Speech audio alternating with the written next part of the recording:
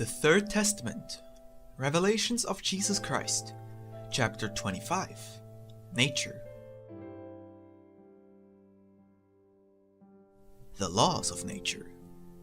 Thus saith the Lord, I have taught you to see God as all, as the limitless marvel for your mental conception, as the prime mover of all movement and action in the universe, as life which manifests itself as much in a simple plant as in those worlds that spin by the millions in space, without any of them disobeying the law that governed them.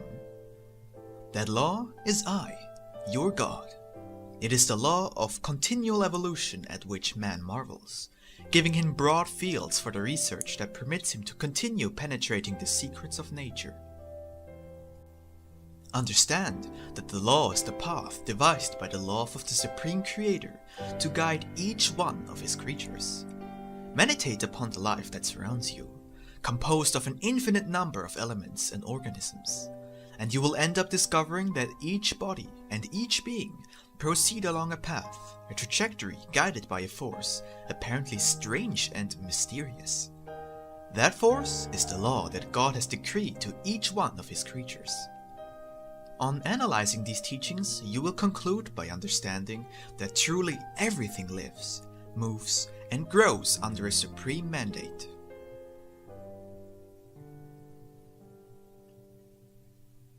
The presence of God in nature. Seek my presence in the works carried out by me, and at every step you will find me. Try to hear me, and you will hear me in the potent voice that arises from all created.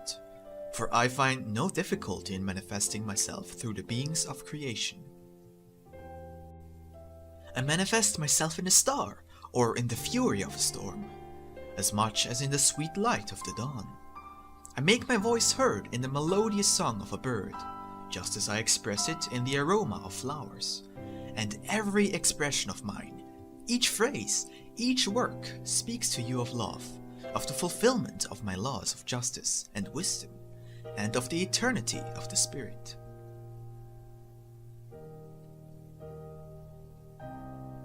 Nature is a creation of God, and a parable for the spiritual.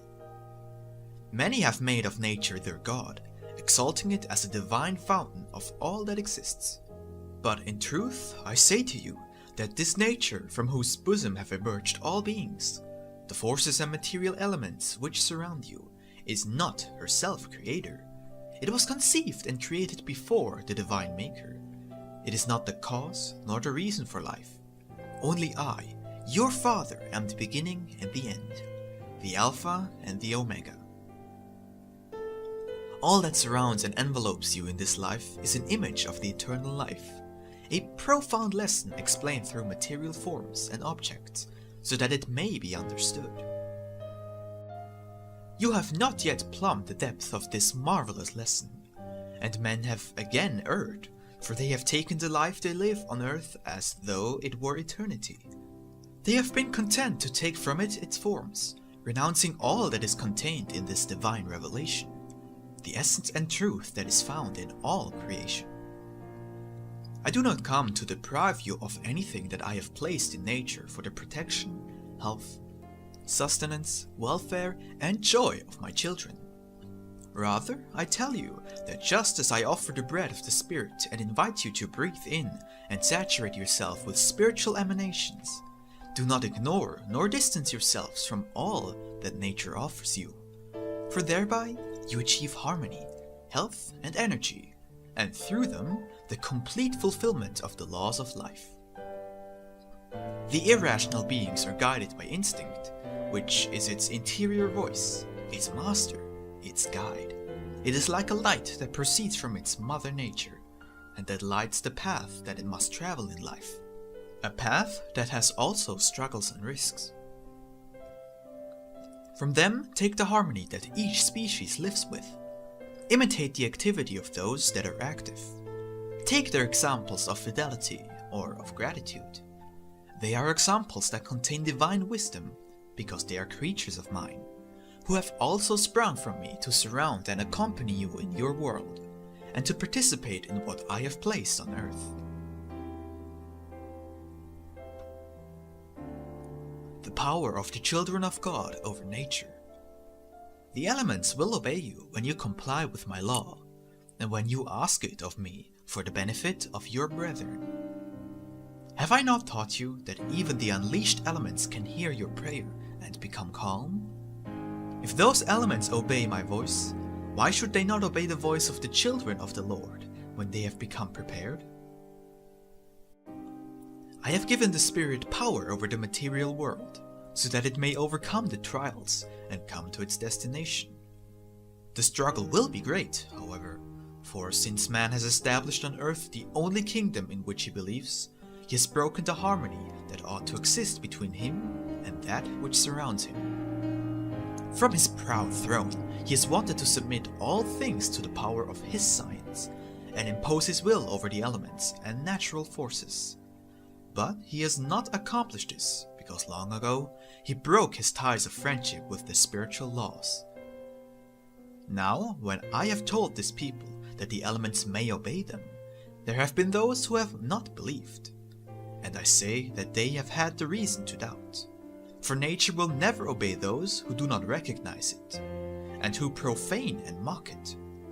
But he who knows how to live in accord with the laws of the spirit and matter, who lives in harmony with all that surrounds him, will identify himself with his Creator, making himself worthy of being served and obeyed by the elements, as corresponds to all children who know to obey their Father, the Creator of all that exists.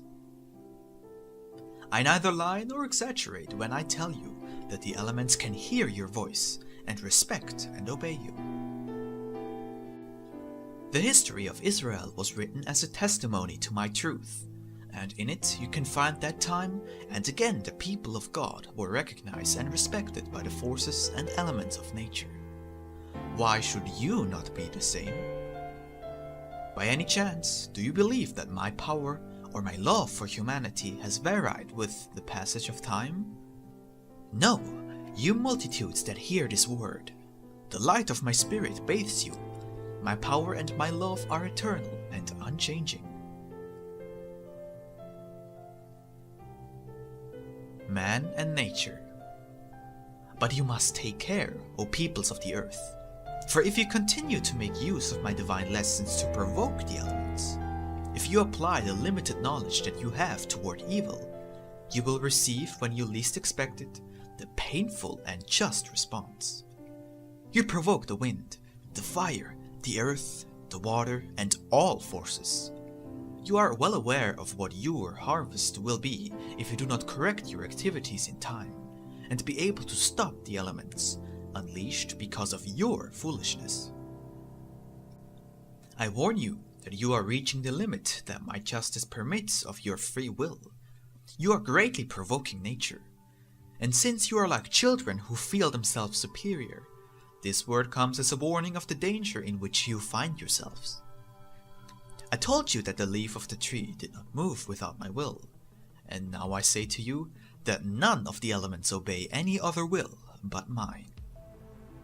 I also say to you that nature can be to men what they wish it to be, a mother endowed with blessings, with caresses and nourishment, or an arid desert where hunger and thirst reign. It can be either a teacher of wise and infinite revelations about life, goodness, love, and eternity, or an unyielding judge in the face of profanation, disobedience, and the errors of men. Blessing them, I said to the first man, be fruitful, multiply and fill the earth, conquer it, and rule over the fish of the sea, the birds of the sky, and over all creatures that move on the face of the earth. Yes, humanity, I created man so that he would be master and would have power over space, over waters, over all the earth, and the elements of creation. But behold, I have emphasized the term master because men, believing they rule the earth with their science, are truly slaves, believing they dominate the forces of nature, become victims of their recklessness, ignorance, and lack of preparation.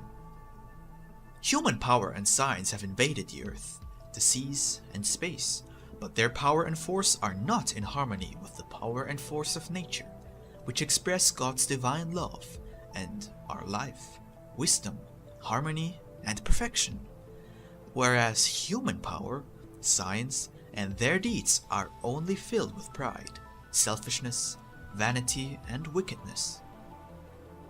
Do you see the unbalancing of the elements of nature and the twisting they have suffered? Do you realize how you are touched by the unleashed forces? It is because you have broken the harmony that exists between the spiritual and material lives, provoking thereby the chaos into which you are sinking. But when humanity is obedient to the laws that govern life, all will return to peace, abundance, and happiness. How could your works on earth be perfect when I see you hostile to the very elements of nature from which you take life? My doctrine does not come to prohibit that you use the elements and forces of nature, but comes to regulate and teach you to employ them for worthy ends. The elements of nature in your hands can change, from friends and brothers to judges who punish you severely. It is time that men harvest the fruit of experience in order to not further provoke the force of the elements, for with all their science, they will not be able to contain them. The tree of science shall be shaken by the fury of the hurricane, and its fruits shall fall upon mankind. And who is it that has unchained the elements, if not man? It is well that the first beings knew pain in order to awaken them to reality, to be born to the light of the conscience, and conform themselves to a law. But why do the evolved, conscious, and developed men of this time dare to profane the tree of life? To those who think that I punish men by unleashing the elements of nature upon them, I say that they commit a grave error in thinking thus. For nature evolves and is transformed, and in its changes or transition upheavals occur that which produces suffering to you when you do not comply with the law, though you attribute it to divine punishment. Truly, within it is my justice. Yet if you, privileged beings containing a spark of the divine that illuminates your spirit, lived in harmony with the nature that surrounds you, your spirit would maintain you elevated above its changes, above the force of the elements, and you would not suffer. What is nature if not a large creature? Yes, disciples, a creature who also evolves, purifies, develops, and perfects itself for the purpose of sheltering the men of tomorrow in its bosom. How many times have you resented its natural transitions for reaching that perfection and attribute it to the punishments of God, not realizing that together with nature and creation, you purify, evolve, and walk toward perfection?